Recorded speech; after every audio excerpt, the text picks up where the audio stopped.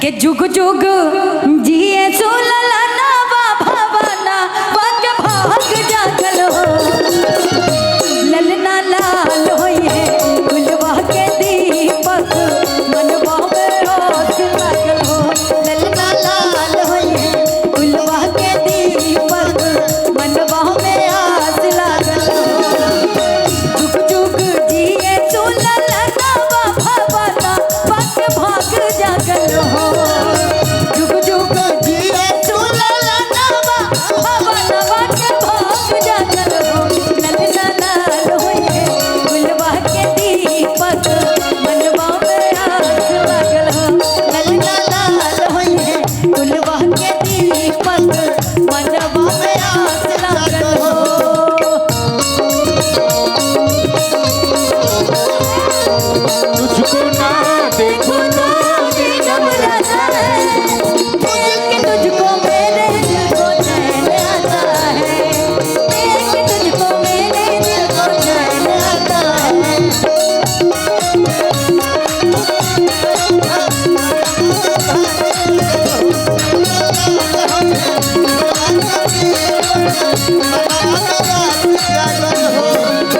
और जब बाबू होला तो सबसे पहले लोग देखेला कि केकरा पे गइल बा नकिया ता हवे जैसे बाबूजी के अखिया हमाई के हो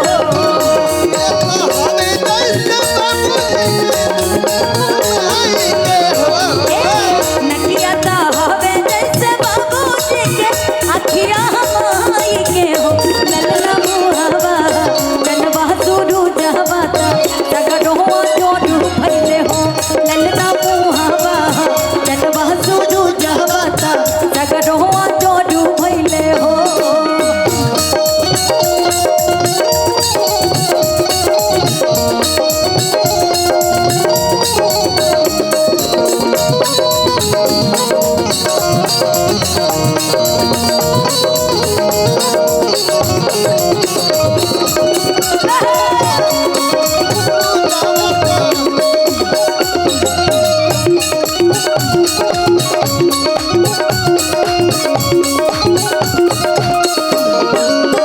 आजू के रतिया सुहावन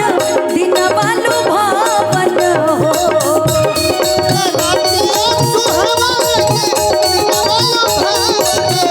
आजू के रतिया सुहावन दिन बालू भावन हो ललना भौजी के ओढ़िला जाना मोहले ओढ़िलवा बड़ा सुंदर हो ललना भौजी के ओढ़िला जाना मोहले ओढ़िलवा बड़ा सुंदर हो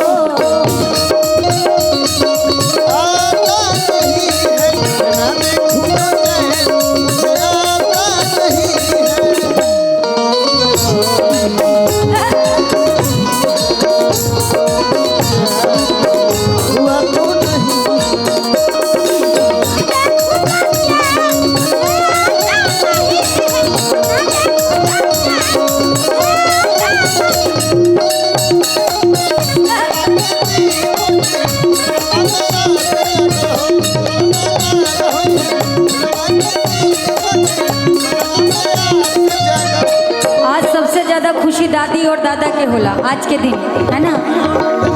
सासू सोहागिन बड़ी भागिन अन धन लुटा बेली हो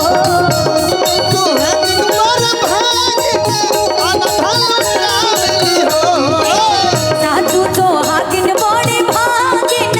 अन धन लुटा बेली हो ललना दुआरा पे बाजेला बधैया गडवा उठे सोहर हो ललना दुआरा पे बाजेला बधैया गनवा उठे सोहर हो